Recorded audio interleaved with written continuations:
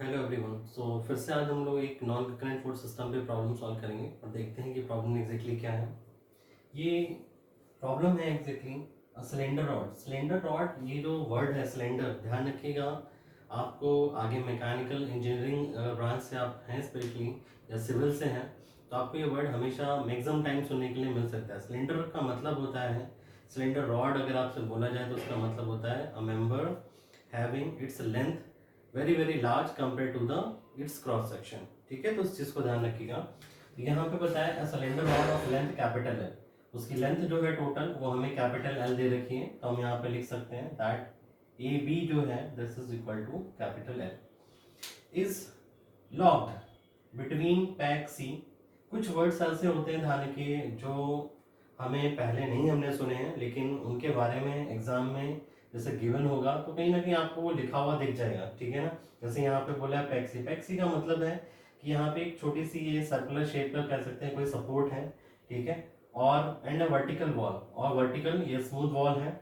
एक रॉड को इस तरीके से रखा गया है सपोर्ट और वर्टिकल वॉल के बीच में, साथ ही साथ ए पॉइंट पर एक कैपिटल पी का लोड जो है वो अप्लाई किया गया है। ठीक है ना, it supports a load capital P at its end A, जैसा मैंने बताया। Neglect weight and the friction, find angle theta for equilibrium of the bar.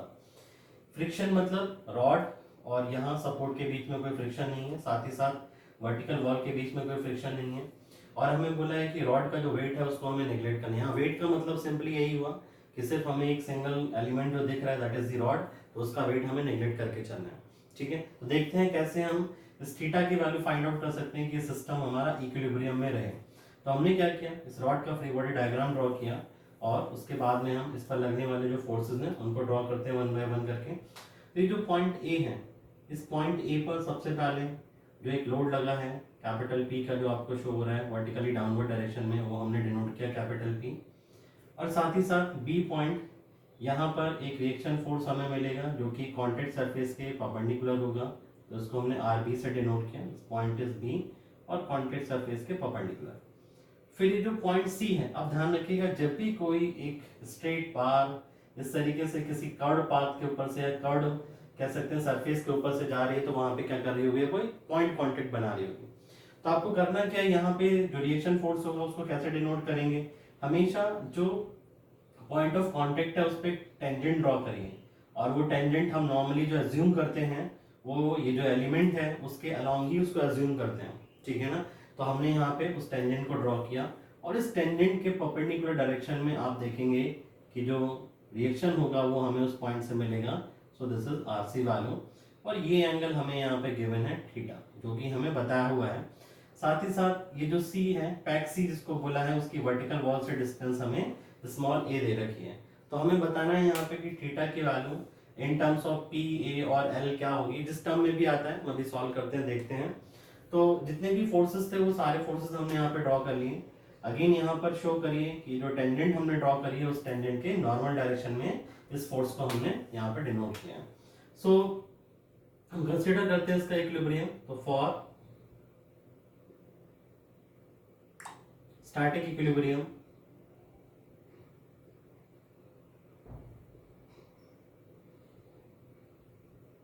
Of बार क्या ए बी।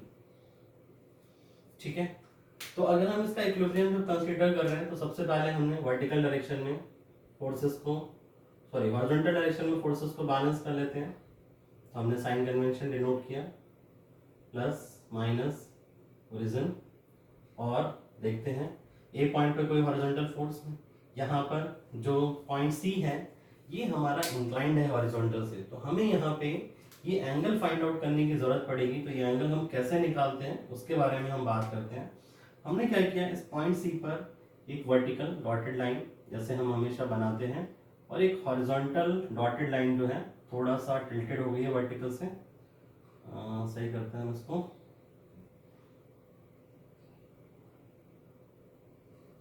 अब ठीक है, इसी तरीके से हॉरिजॉन्टल डायरेक्शन में भी हमने पॉइंट सी पे ये लाइन यहाँ पे ड्रॉ कर दी। तो आप देखेंगे कि वर्टिकल से यहाँ पे देखिए ये एंगल क्या है, थीटा है। मैं यहाँ पे, आप चाहें तो हम लोग यहाँ पे भी इसको ड्रॉ कर सकते हैं। मैंने एक हॉरिजॉन्टल लाइन इस पॉइंट ऑफ कांटेक्ट को के पास से ऐसे ड्रॉ करी। तो आप ध्यान से देखिए यहाँ पर ये छोटा सा ट्रायंगल जो दिख रहा है, अगर ये एंगल 90 डिग्री है तो ये हमारे पास क्या हो जाएगा 90 माइनस थीटा। और इसी पॉइंट पर इस लाइन को मैं ऊपर की तरफ बढ़ा दूं ऐसे, तो आप देखेंगे कि ये दोनों लाइंस आपस में क्या 90 डिग्री एंगल बना रही हैं। ये है कितना, विच इज 90 माइनस थीटा, ठीक है ना। तो हमें बेसिकली यहाँ पे या हम बोल सकते हैं कि जो रिएक्शन फोर्स है इस पॉइंट सी पर वो कहाँ लग रहा है, इस लाइन के अलाउंग लग रहा है इस तरीके से। तो अगर ये लाइन जो है रिएक्शन फोर्स इस रॉड के 90 डिग्री है, ये एंगल कितना हुआ 90 माइनस थीटा, तो ये एंगल कितना बचा थीटा। यानी कि जो रॉड है वो हॉरिजॉन्टल से ये एंगल की वैल्यू हमें थीटा मिल जाएगी।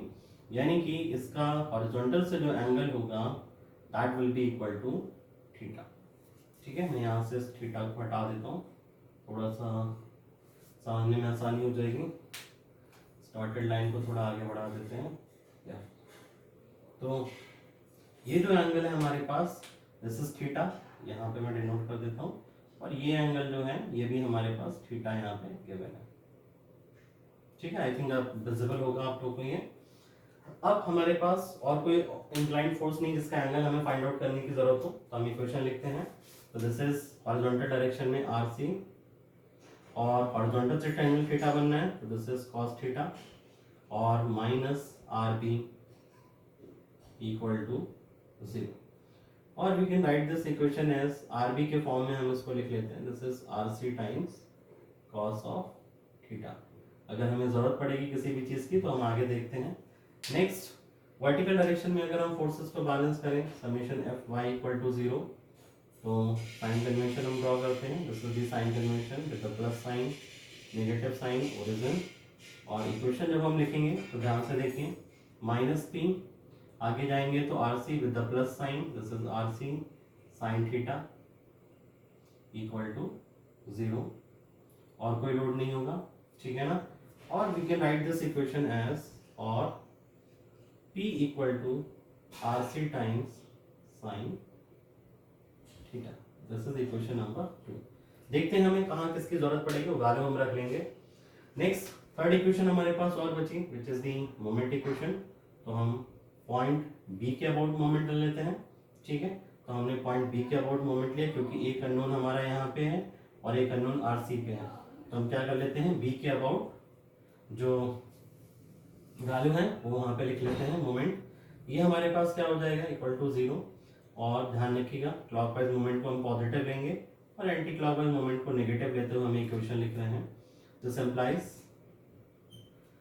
अब देखिए P का मोमेंट जो है हमें B पॉइंट के अबाउट चाहिए, ठीक है। तो दिस वन एंटी क्लॉकवाइज, तो माइनस साइन के साथ क्या हो जाएगा P इंटू समथिंग। अभी डिस्टेंस हम कैसे कैलकुलेट करें, उसके लिए देखिए आसानी से हम क्या करते हैं, यहाँ पे इस रॉड को डॉटेड लाइन से ड्रॉ कर लेते हैं। Okay, this point is A, this point is B। यहाँ पर एक हॉरिजॉन्टल लाइन आप ड्रॉ कर दीजिए डॉटेड, और यहाँ पर एक साथ ही साथ वर्टिकल डॉटेड लाइन वो भी हमने ड्रॉ करी।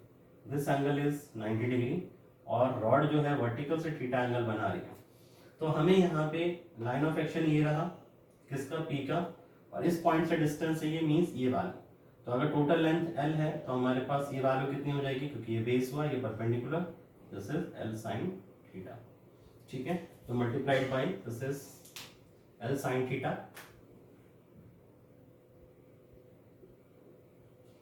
ओके, इसी तरीके से पॉइंट C पर जो लोड लगा हुआ है वो, सॉरी पॉइंट C पर जो रिएक्शन फोर्स है RC, जो कि रॉड की ही परपेंडिकुलर, क्योंकि टेंजेंट हमने कहाँ मानी थी, रॉड के नाम, तो रॉड के परपेंडिकुलर। तो किसी तरीके से अगर मुझे BC वैल्यू मिल जाए तो C पॉइंट हमारा कहाँ पे है, यहाँ कहीं पे है, और हम अगर C पॉइंट से एक हॉरिजॉन्टल लाइन ऐसे खींचें, ठीक है ना, तो आप देखेंगे यहाँ पे कहीं जाके मीट करेगी, और यहाँ पे ये एंगल भी जो है वो 90 डिग्री होगा। तो इस ट्रायंगल में हमें ये डिस्टेंस अगर किसी तरीके से मिल जाए, तो आप देख रहे हैं ध्यान से, ये जो वैल्यू है यहाँ पे दिस इज ए, ये हमें गिवन है, देखिए यहाँ पे ध्यान से हॉरिजॉन्टल डिस्टेंस। मुझे क्या चाहिए यहाँ पे, ये वैल्यू। तो आप ध्यान से देखो, हमें CB की वैल्यू चाहिए, और ये ट्रायंगल हमारा बनना है जिसमें ये क्या हो गया परपेंडिकुलर, और ये क्या हो गया हाइपोटेन्यूज, और ये क्या हो गया बेस। तो हम यहाँ से क्या कर सकते हैं, परपेंडिकुलर और हाइपोटेन्यूज में रिलेशन यूज कर सकते हैं, which is sine theta equal to what, perpendicular upon hypotenuse, यानी कि a divided by BC value, और यहाँ से जब आप BC की वैल्यू कैलकुलेट करेंगे तो this is a divided by sign of theta. हम यहाँ पे पुट करेंगे। अब देखिए RC जो है पॉइंट B के अबाउट क्लॉकवाइज मोमेंट देगा, तो प्लस साइन के साथ क्या हो गया RC इंटू मोमेंट के लिए डिस्टेंस हमारे पास हुई a divided by sine theta equal to 0। क्यों? क्योंकि RB B पॉइंट से पास कर रहा है तो उसका मोमेंट क्या हो जाएगा, 0 हो जाएगा। अब ध्यान से देखो, हमें यहाँ पे किसी तरीके से अगर RC की वैल्यू मिल जाए, क्योंकि RC मेरे पास अननोन है, और RC की वैल्यू हमें किसके टर्म में मिल जाए, P के टर्म में, अगर हम उसको कैलकुलेट कर पाए तो हमारे पास देखिए इसको हम बोल देते हैं अभी इक्वेशन नंबर 3। तो ध्यान से देखो इक्वेशन 1 और 2 में क्या हम RC की वैल्यू निकाल सकते हैं? कैसे निकाल सकते हैं? ठीक है, तो RC will be equal to